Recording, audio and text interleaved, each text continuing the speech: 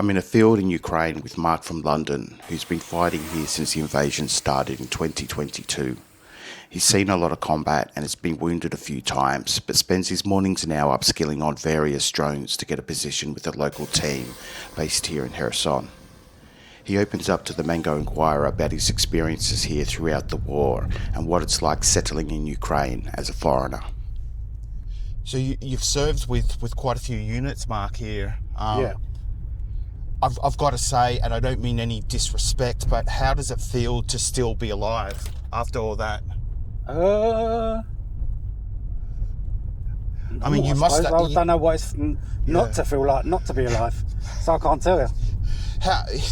I understand what you mean. Yeah, like fucking. That's why, like fucking, anybody who's been in Ukraine for a long time and done assaults or fucking holding trenches or recon, like you can only do that a certain amount of time. You get wounded, and like your luck's just gonna run out. So like that's why most people like end up moving into something else, or they fuck off home or whatever, because like you're just gonna die. Have you been pursued by drones before? As I've got fucking 6 pieces of shrapnel in my leg from a VOG. Got in my shoulder. I've got one in my head, one in my side. I mean, they're only tiny because it's a fucking VOG.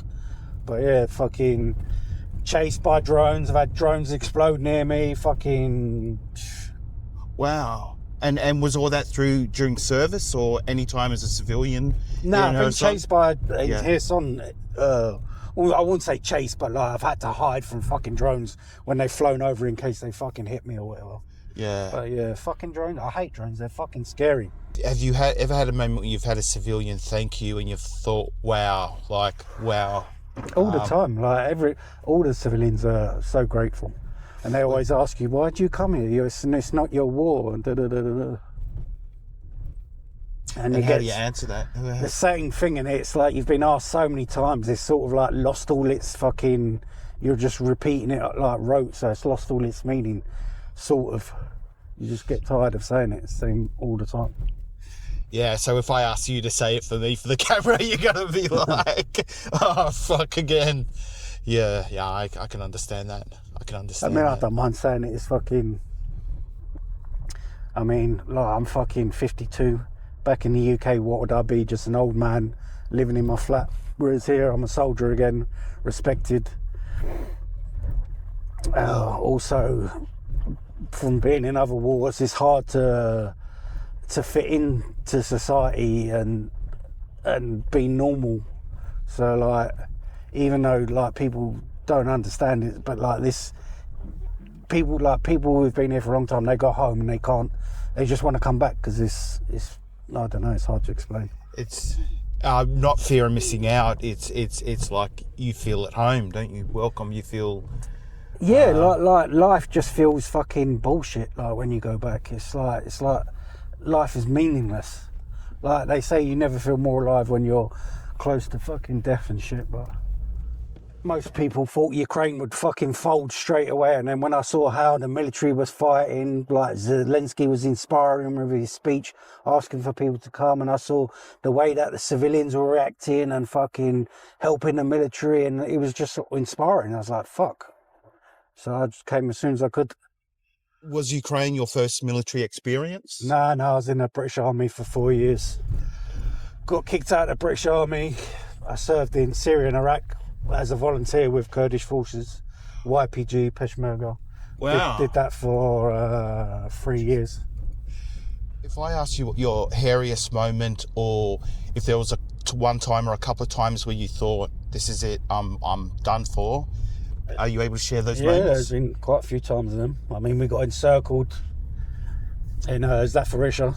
We was encircled on like 3 sides. And I had to break out and fucking run out leave everything. Yeah. Run out, getting shot at from both sides, plus fucking drones coming in.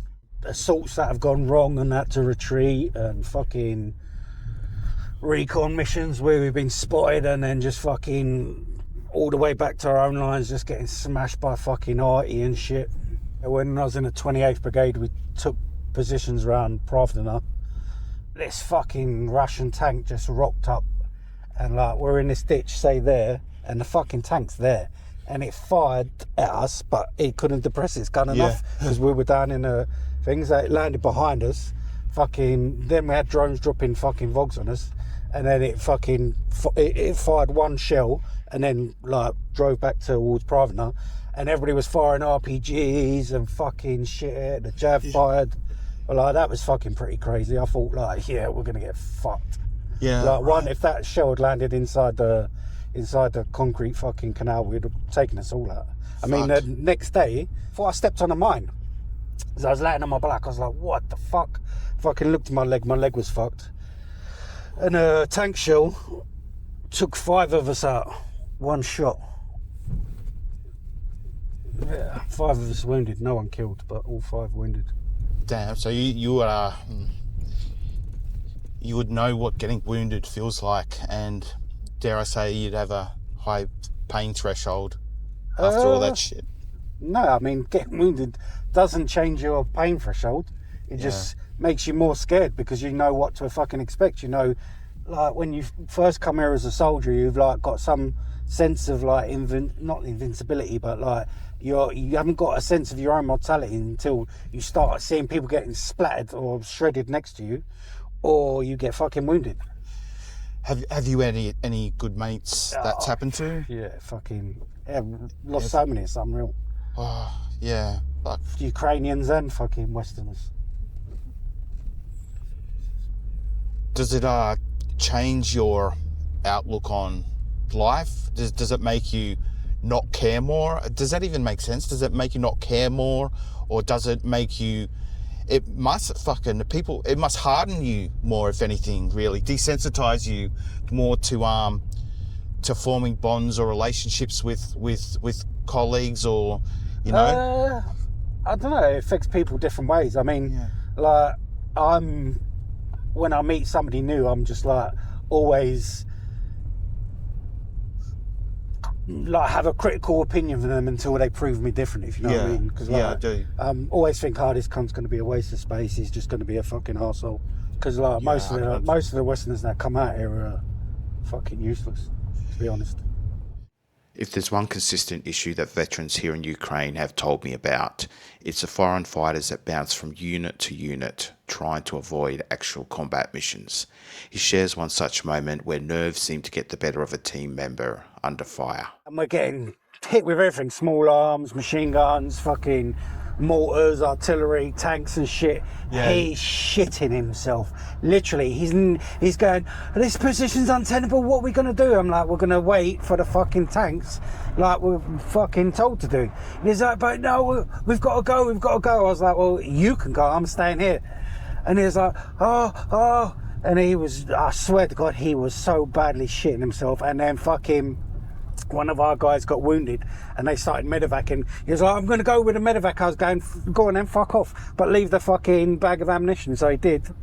And he fucking literally, I stayed there, but like the others said, he fucking took his body armour off and fucking ran. Right. Just dropped his body armour on the fucking evac. Did you see him back? He didn't even help. He didn't even help evac. He didn't carry the wounded guy. He just fucking ran. Do you get many people like that? Yeah. Well, would he have left the country after that, or would he float around to another unit? Maybe, but I think he just went home and probably told loads of war stories and shit. Like, you get a lot of people like that. And come here, do nothing. Yeah. And then fucking say they did this, they did that. But I remember finding his body armour when we was walking back, and because I asked him he had a patch like this. Yeah. And I asked him for it, and I said, I'll give you this patch. And he was like, no. And it was on his body armour, so I said, oh, thank you. Took that. Fucking idiot. Well, Mark has served in a range of military roles and units in Ukraine since the start of the invasion, including Azov, Dark Angels, and then the 38th Separate Marine Brigade, where he helped to liberate Kherson before going to fight in Bakhmut. The people fucking endure. The stuff they put up with, like people say, oh, you're a hero. I ain't a hero. The fucking people who live in Kherson and do what they fucking do every day, fucking, and what they endure, they're the heroes. Yeah. Just fucking live their life. Me personally, I feel that I've contributed, I've done my part. I fucking shed blood, so lost friends, so I've definitely did my contribution. And I'd do it all again.